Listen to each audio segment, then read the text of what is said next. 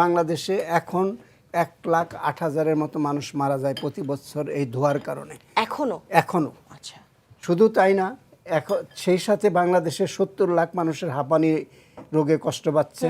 এই 70 লাখের মধ্যে 30 লাখ মানুষের হাঁপানির কারণ হচ্ছে ধোঁয়া। আচ্ছা। আমরা অনেকে বলি যে বাংলাদেশে মহিলারা তো সিগারেট খায় না, তাদের কেন হাঁপানি? তাদের হাঁপানির কারণ হচ্ছে চুলা। এটা আমি আজকে ফার্স্ট জানলাম। এটা অত্যন্ত দুর্ভাগ্যজনক ব্যাপার, এটা কোনোভাবেই মেনে নেওয়া যায় না।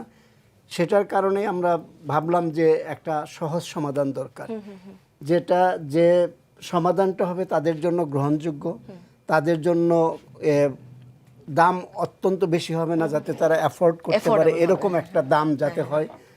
এইভাবেই আমরা উন্নত চুলার উদ্ভাবন করি। আচ্ছা। উন্নত চুলাটাই পরবর্তীকালে আমরা একটু ডেভেলপ করি। উন্নত চুলাটা মাটির চুলা ছিল,